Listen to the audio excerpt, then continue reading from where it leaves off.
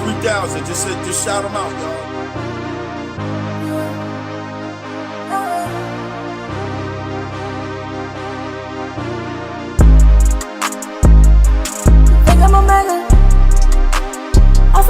Shout them out. X3000. Salute. I don't know better. Moment in hip hop. What was that like?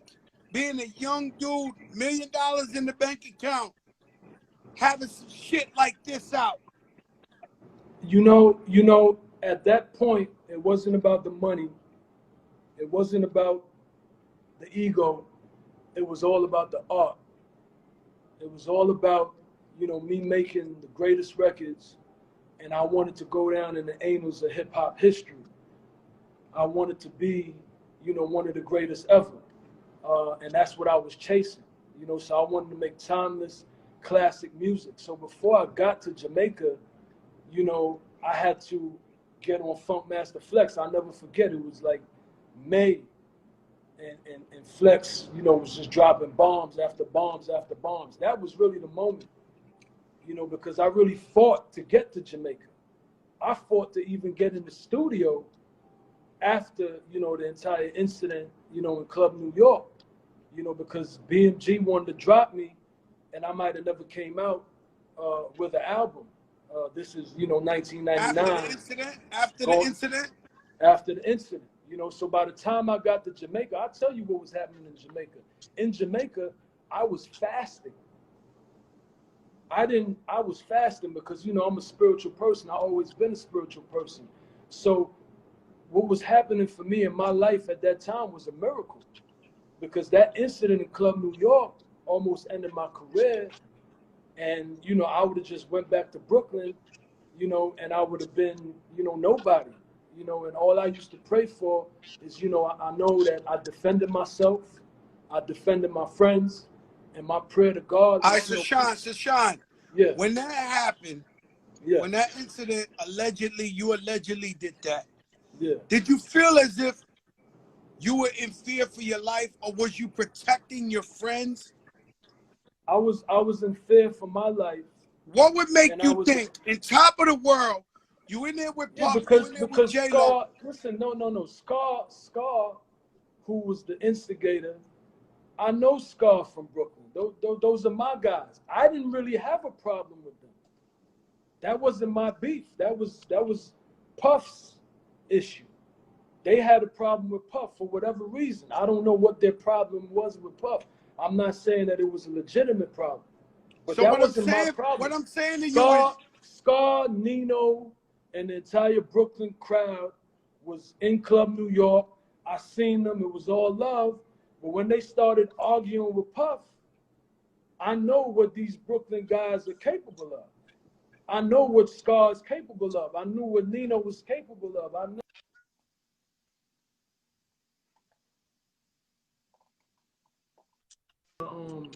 My charger. I know what happens once these arguments start. When these arguments start, it becomes a problem. I'm just trying to charge my phone. What I'm saying to you, Shyne. Once Scar starts saying, I'm gonna kill you, you DOA, once he starts talking crazy, I became afraid for my life. I know what happens, once he says, it's about to happen, it's about to happen.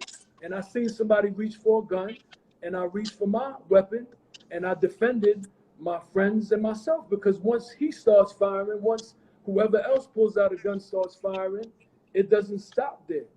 So Shyne, you don't think I'm over here with Puffy? There's two ways to think of it. I'm over here with Puffy, I'm over here with J-Lo, the biggest, richest stars in the world. This shit gonna be on CNN? Or do you just react at the time like, yo, I got it? I'm thinking about saving my life. I'd rather be tried by 12 than carried by 6. Mm-hmm. And how did Puffy take it at the moment? Did he take it as, yo, you fucking my shit up doing that? Or thank you for saving my life? I think for him it was more, you know, he's a corporation, and he's just thinking about the corporation. So obviously, you know, something like that affects the corporation terribly. Um, but at the time, I was just thinking life or death. You know, so See, because I didn't know the we didn't story, have but we didn't have an opportunity for him to say thank you for saving my life, for saving Jennifer's life, you know, for saving all our lives, because he was thinking about, you know, the corporation, and you know, that put the corporation do you in think he jeopardy. thinks you jumped the gun? Do you think he thinks you jumped the gun? You know, you'd have to ask him that. You could ask me, do I think I jumped the gun? And my answer is Do you absolutely think? not. Absolutely not. And so now you in trial, one of the most legendary trials in the world. Yeah. You fighting for your life, Puffy fighting, Wolf fighting, and we ain't got to go into detail, but I feel like you felt like the other lawyers was like, yo, my guy ain't do it. Maybe that guy did it. That's the word on the street. That's absolutely what it was, you know, and you know, Puff apologized. He did apologize to me for that, you know, when we met in Paris. And, you know, he did say, you know, he could have handled it better, but he was under a lot of pressure, you know, from the lawyers, you know, to throw me under the bus. And that's exactly what, you know, Benjamin Brafman and Johnny Cochran and the entire Dream Team, that was their position, you know, because again, Puff was a corporation, you know, Puff, you know, is a $500 million corporation. And so nobody is going to sacrifice the corporation, you know, for anyone else. You know, And I'm it's better to taking that sacrifice J-Lo someone was else for the terrified. corporation. I'm Huh? taking that J-Lo was terrified. Yeah, I mean, you know, obviously it was a terrifying moment for all of us. I was terrified because I know Scar.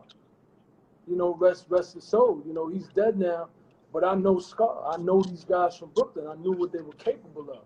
So that was not me trying to, you know, flex. That was not me trying to demonstrate bravado. That was not me trying to get a name. That was me really trying to, you know, see my mother the next day.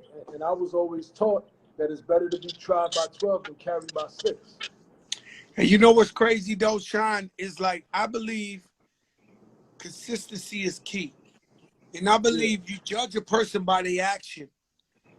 And if something happens and it's something real questionable of anybody, I go back to that same person and I say, well, how this person's been every other time?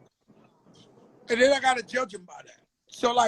So you, after 10 years in jail, after being in Belize, changing your life, you saying the same shit. So why wouldn't I believe you by saying you was in fear for your life? Yeah. And that's why you did that. Yeah, absolutely. Absolutely. You go to and jail. You know, one of the things I want to put in perspective is, you know, that's part of it, but the most important part of it, which I think, you know, you told me before we got on here, we're going to inspire the world. You know, I see a lot of darkness. You know, a lot of destructive forces are out there right now that have a platform that are misleading, you know, our people. And, you know, I think that I'm the embodiment of integrity, because the way I behaved after my arrest and during my trial is very important, because there's nothing more that district attorney wanted than the conviction of Sean Puffy Combs. There was nothing more. And I'm going to go on the record saying, I think Puffy would have killed himself if he would have, and this is on Revolt TV. So they can call me, they can argue with me, they can do whatever. I'm going to go on record and think Puff Daddy was not going to do 10 years in jail, 20 years in jail. Yeah. He was not. But I'm just saying that I want to inspire the new generation that there is such a thing as integrity, there is such a thing as morals, as values, as principles. And I prefer, you know, you could argue that if I were to, because I guess there's another rapper that just told on his entire crew, and he's out now, and he gets, you know, a bunch of streams, and, you know, millions of people tune into his live. I prefer to be, you know, penniless. You know, I prefer to just have a regular life and be a regular 9 to 5 or whatever. And have now let's get to that. Hold on. Let's get to this, Shyne. Let's get to this, Shyne. It's great that you opened up that window. When you was coming up in the game, you was calling yourself Shyne Poe, as if you were influenced by Al Poe from Harlem. Yeah. And she like, baby, where you at? Girl, I'm in the trap, trying to get rid of these packs, holding on the strap. I'm like, this is the new me. Yeah, this is the new me.